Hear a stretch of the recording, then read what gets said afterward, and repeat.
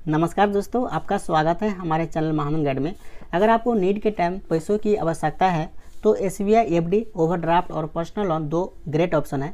But कौन सा आपके लिए राइट है, किसमें इंटरेस्ट कम लगेगा, कौन सा ऑप्शन ज़्यादा फ्लेक्सिबल है, आज के इस वीडियो में हम एफडी यानी ओवरड्राफ्ट और पर्सनल लोन की पूरी तुलना करेंगे ताकि आप सही यानी राइट डिसीजन ले सकें।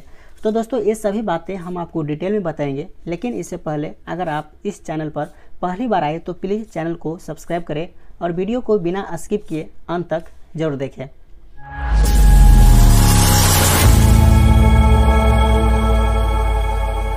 चलिए दोस्तों, सबसे पहले हम बात करते हैं एफडी यानी ओवरड्राफ्ट अकाउंट क्या होता है। दोस्तों, यह एसबीआई का एक फैसिलिटी है जहां आप अपनी फिक्स डिपॉजिट के अगेंस्ट ओवरड्राफ्ट यानी लोन ले सकते हैं। तो आपको यहां पर दोस्तों एफडी अमाउंट की 90% रकम तक लोन मिलता है। अगर आपका एफडी अमाउंट 5 लाख रुपया है तो आपको 4,50,000 रुपया का लोन मिल जाएगा। ठीक है दोस्तों, हम ब्याज दर का बात करेंगे तो ब्याज दर एफडी से 1% ज़्यादा होती है। ठीक है, ओवरड्राफ्ट अकाउंट का।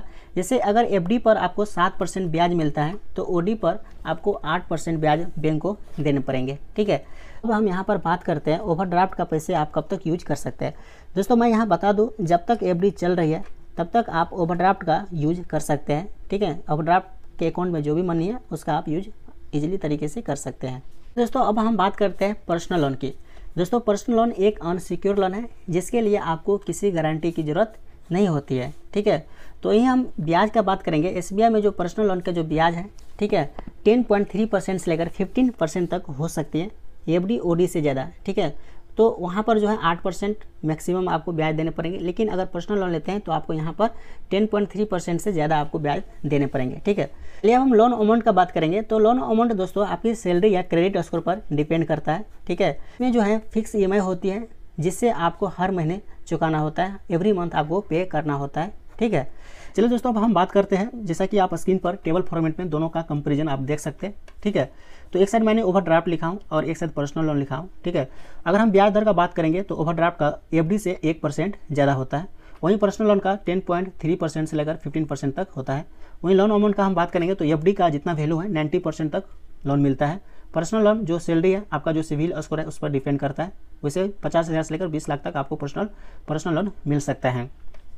यहाँ पर दोस्तों कोलेटरल का हम बात करेंगे तो एफडी को आपको गिरवी रखनी पड़ती है, वहीं पर्सनल लोन कोई गारंटी नहीं। ठीक है, इसमें भी किसी भी तरह का जो है कोई यहाँ पर गिरवी नहीं रखनी पड़ती है, ये अनसिक्योर लोन होता है। ठीक है, वही हम दोस्तों रीपेमेंट का बात करेंगे तो ओवरड्राफ्ट का कोई ईएमआई नहीं होता है। ठीक है, आप ओनली ब्याज चुकाते रहिए। ठीक है, यहाँ पर कोई ईएमआई नहीं होता है। वहीं पर्सनल लोन का हम बात करेंगे तो इसमें फिक्स ईएमआई होता है, एवरी मंथ आपको पैसा कटवाना होता है। ठीक है, अगर जिस डेट को आप स्टैंडिंग इंस्ट्रक्शन दे रखे हैं उस डेट को आपके अकाउंट में पैसा नहीं होता है तो ईसीएस चार्ज कट जाता है। ठीक है, तो एक प्रकार का लॉस है।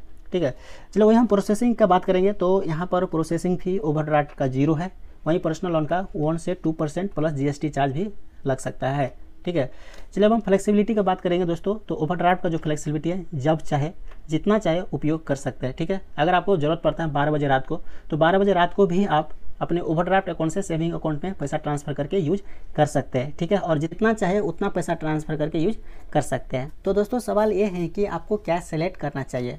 तो दोस्तों एफडी ओवरड्राफ्ट ले, अगर आपके पास पहले से स्टेट बैंक ऑफ इंडिया में एफडी है, अगर आप स्टेट बैंक ऑफ इंडिया में पहले से फिक्स डिपॉजिट ओपन कर रखे हैं तो आपको ओवरड्राफ्ट ही लेना चाहिए। और आपको कम ब्याज दर चाहिए तो ओवरड्राफ्ट अकाउंट की तरफ जाना चाहिए।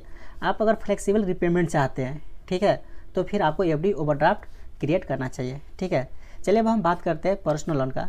तो दोस्तों पर्सनल लोन ले, अगर आपके पास कोई एफडी नहीं है, ठीक है, अगर आपके पास कोई स्टेट बैंक ऑफ इंडिया में या किसी भी बैंक में फिक्स डिपॉजिट नहीं है तो आपको पर्सनल लोन की तरफ जाना चाहिए। ठीक है, आपको ज़्यादा लोन अमाउंट चाहिए तो फिर पर्सनल लोन की तरफ जाना चाहिए। ठीक है, आप इसमें फिक्स ईएमआई में आप कंफर्टेबल हैं। ठीक है, अगर आपको लगता है कि हम हर महीने ईएमआई भर सकते हैं तो आप पर्सनल लोन की तरफ जा सकते हैं। ठीक है, तो दोस्तों इसका कंक्लूजन यही निकलता है, जो समराइज किया है तो इसका कंक्लूजन यही निकलता है।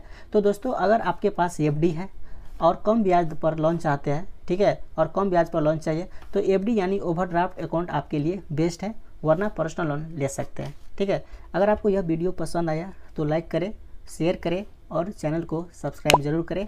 हम आपके लिए ऐसे ही फाइनेंशियल टिप्स लाते रहेंगे। मिलते हैं नेक्स्ट वीडियो में, तब तक के लिए नमस्ते।